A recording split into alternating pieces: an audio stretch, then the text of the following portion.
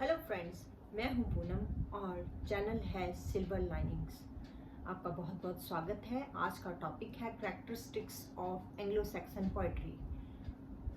Anglo Saxon poetry के बारे में आज हम बात करेंगे, तो चलिए जल्दी से सबसे पहले हम मैप डिस्कस कर लेते हैं ताकि हम अच्छे से जान पाएँ। देखिए फ्रेंड्स, मैप में आप सबसे ऊपर देख पा रहे हैं जो इंग्लैंड के, ये पुराने एंग्लो सैक्सन टाइम का इंग्लैंड है। ये जब इसे एंग्लो सैक्सन पीपल ने, जो ट्राइबल पीपल थे, उन्होंने कैप्चर किया था, उससे पहले यहाँ पे कैल्ट्स रहते थे और कैल्ट्स को खदेड़ के रोमन्स ने यहाँ पे कब्जा कर लिया था अपना। और जो कैल्ट्स है उन्हें खदेड़ के उन्होंने पहाड़ी इलाकों में वेल्स, आयरलैंड और स्कॉटलैंड के नॉर्दर्न साइड में पहुंचा दिया था। तो इसके नॉर्थ में आप देख सकते हैं स्कॉटलैंड है, वेस्ट में आयरलैंड है, साउथ में Cornwall, Wessex, Sussex, Kent, Essex, ये आप देख सकते हैं। ईस्ट में इसके ईस्ट एंग्लिया है। फ्रेंड्स आप ये आप ध्यान से देखिए, कैंट है, कैंट के पास कैंटरबरी है। कैंट जो है वो जूट्स का इलाका था, कैंट जूट्स का इलाका था। और नॉर्थम्ब्रिया, जो मिडल पार्ट दिख रहा है, नॉर्थम्ब्रिया और मर्सिया, ये एंगल्स के इलाके थे। और जो वेसेक्स, ससेक्स और एसेक्स, जिनके बारे में हम पहले भी बात कर चुके हैं, ये सेक्शंस के एरियाज थे।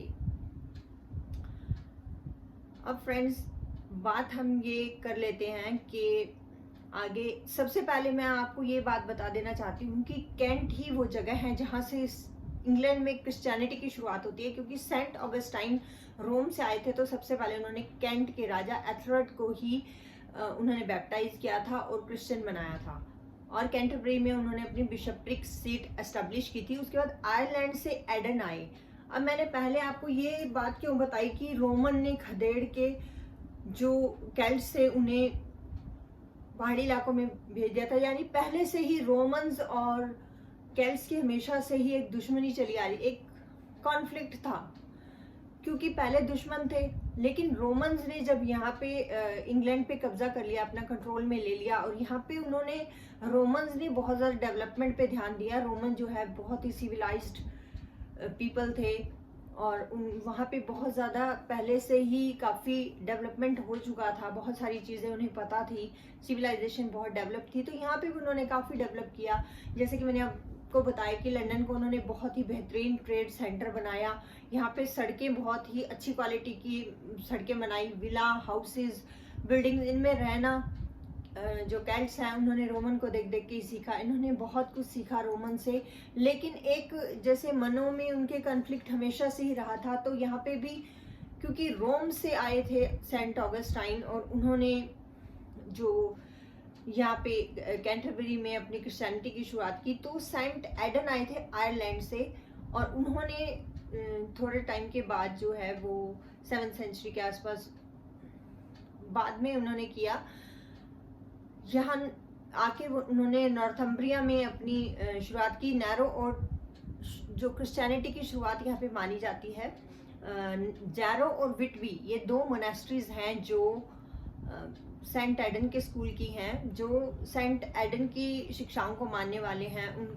उनसे रिलेटेड जो भी मॉन्क्स या जो भी काम करने वाले थे उनके पास लोग, या जो भी उनके अकॉर्डिंग जिन्होंने क्रिश्चियनिटी को अपनाया उनके तरीके से, उन्हें एडन स्कूल बोला जाता है। और जो यहाँ पे जो सेंट ऑगस्टाइन के हैं वो ऑगस्टाइन स्कूल बोला जाता है। तो इन लोगों ने स्कूल्स, वाकई में स्कूल सेटअप किए थे अपने, जिससे लोगों को पढ़ना लिखना सिखाया जा सके, ताकि वो पढ़ लिख सकें और समझ सकें क्रिश्चियनिटी को, जीसस क्राइस्ट को, उनकी शिक्षाओं को। तो इनके बीच में डिफरेंस क्या था? ये भी क्रिश्चियनिटी सिखा रहे थे, वो भी क्रिश्चियनिटी सिखा रहे थे। लेकिन एक डिफरेंस ये था कि जो क्रिश्चियनिटी है, रोमन क्रिश्चियनिटी है, वो ये मानती है कि एक प्रीस्ट का होना जरूरी है या पोप का होना जरूरी है, कन्फेशन करने के लिए प्रीस्ट या पोप का होना जरूरी है। जबकि जो सेंट ऑगस्टाइन हैं उनके हिसाब से बाइबल में कहीं भी ऐसा नहीं लिखा, या जीसस क्राइस्ट की जो भी टीचिंग्स थी उनमें कहीं भी ऐसा नहीं कहा गया कि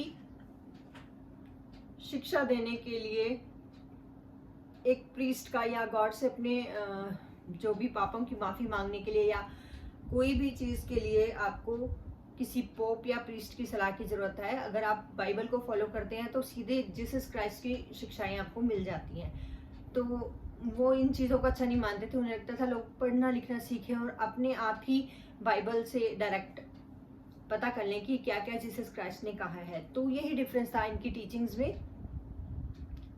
तो आगे चलते हैं, हम नेक्स्ट स्लाइड में देखते हैं क्या है हमारे लिए एंग्लो सैक्सन पोएट्री। जैसे कि मैंने आपको बताया था कि एंग्लो सैक्सन पीपल जो है वो अपनी हेरिटेज को एक जनरेशन से दूसरी जनरेशन में पास डाउन करते थे।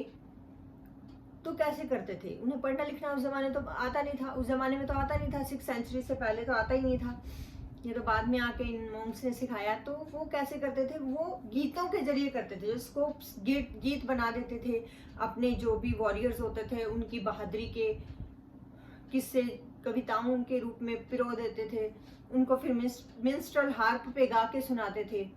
तो ये जो बैलेड्स वगैरह जो इंग्लिश लिटरेचर में आई हैं, ये इन्हीं की देन है, एंग्लो सैक्सन पोएट्री की ही देन है। तो हम यहाँ पे आज एंग्लो सैक्सन पोएट्री की आज कैरेक्टरिस्टिक्स डिस्कस करेंगे कि क्या है कैरेक्टरिस्टिक्स। तो दो तरह की एंग्लो सैक्सन पोएट्री में दो तरह की आपको कैरेक्टरिस्टिक्स देखने को मिलती है। एक तो पैगन मीन्स जो नॉन रिलीजियस थी, जिसमें कहीं क्रिश्चियनिटी नहीं आएगी, लेकिन फिर भी एक सुप्रीम पावर जो है वो उसकी प्रेजेंस को हमेशा फील किया जाता है इसमें।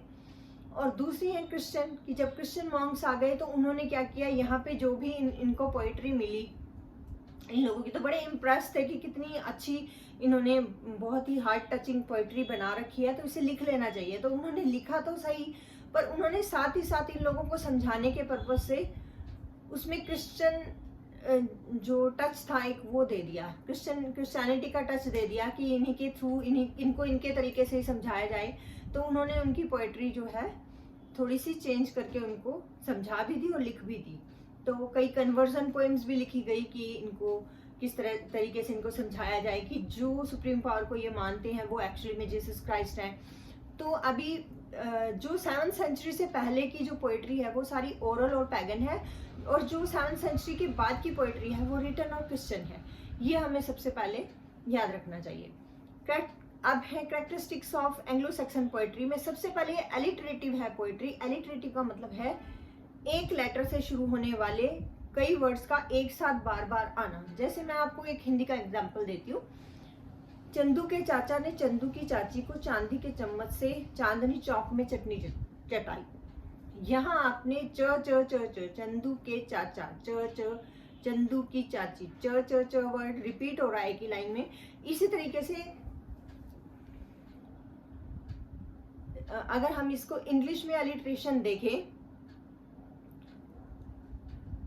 All Indian attacked the Anglo Saxon, all Indian attacked the Anglo Saxon. यहाँ पे ये मैं सिर्फ समझाने के लिए आपको एक लाइन बता रही हूँ कि यहाँ पे एलिटरेटिव पोएट्री में इस टाइप की लाइन आती है। ये एलिटरेटिव है, एलिट्रेशन है ये इसका, जिसमें वर्ड जो साउंड है वो यूज हुआ है यहाँ पे। नॉन रिलीजियस, सेकंड नंबर पे नॉन रिलीजियस की ये जो पैगन पोएट्री थी, एंग्लो सैक्सन पोएट्री की, यहाँ पैगन पोएट्री की बात हो रही है। तो पैगन पोएट्री जो थी वो एलिटरेटिव थी, फिर नॉन रिलीजियस थी। आपको पता है कि ये लोग जो हैं वो नेचर वर्शिपर्स थे, नेचर को ही अपना गॉड मानते थे, उसी की पूजा करते थे, उसी से रिक्वेस्ट करते थे कि भाई हमारी मदद करो। आसमान को देख के उससे बात करते थे, सी से बात करते थे। तो ये सब नॉन रिलीजियस पोएट्री थी। एपिक और हीरोइक पोएट्री थी। एपिक और हीरोइक पोएट्री का मतलब, एक तो ये कविताएं बहुत लंबी लंबी हैं, दूसरे जैसे एपिक्स होते हैं, जैसे रामायण महाभारत हमारे ग्रंथ हैं, ऐसे होते हैं। तो एपिक और हीरोइक पोएट्री, हीरोइक मतलब में एक हीरो होता था और वो हीरो बहुत ही आइडियलिस्टिक था।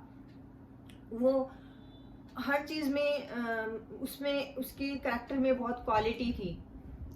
लोगों को रिस्पेक्ट देना, लोगों की अगर कोई डेंजर आ गया, कोई ट्राइब पे अटैक हुआ है, तो वो सबसे आगे पहले खड़ा होता था।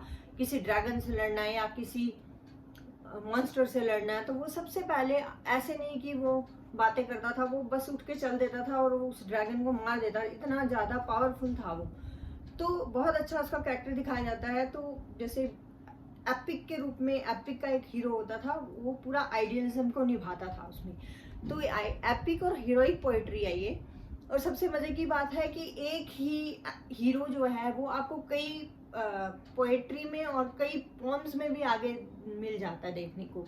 म्यूजिकल है ये पोएट्री, चाहे लंबी है लेकिन इसे म्यूजिक के साथ गाया जा सकता है, बैलेड्स के रूप में, चाहे हार्प पे ये गा लेते थे लोग। ब्लैंक वर्स मीन्स कि कोई इनमें रिदम नहीं है, नॉन रिदमिकल है ये पोएट्री, इनमें कोई भी रिदम एक से दूसरे जुड़ती भी नहीं है, तालमेल नहीं है, लेकिन फिर भी रिदम पे इन्हें गाया जा सकता है। इसमें ज़्यादा जो है परवाह नहीं की गई कि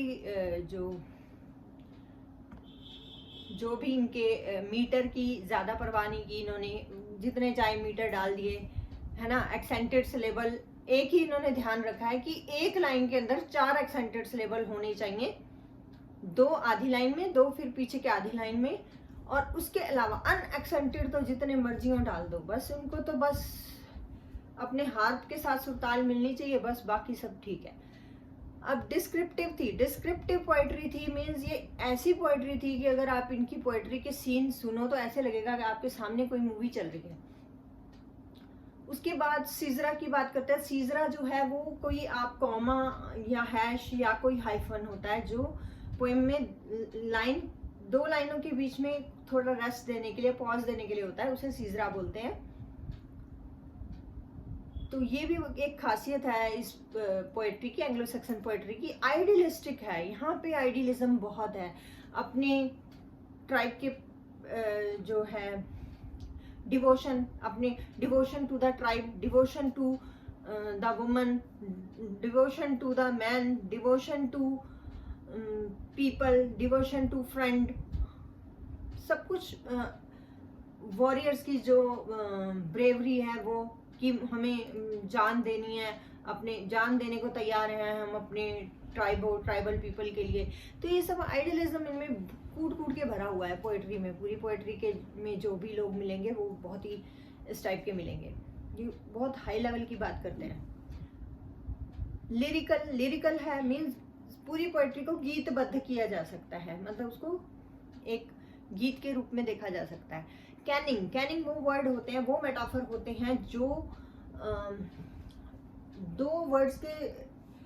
2 कंपाउंड वर्ड से मिलके अगर कोई नाउन बना होता है और वो किसी और नाउन के बारे में कुछ डिनोट कर रहा होता है। जैसे सी के बारे में, अकेले सी के बारे में 15 नेम्स आपको बेवुल्फ में मिलते हैं।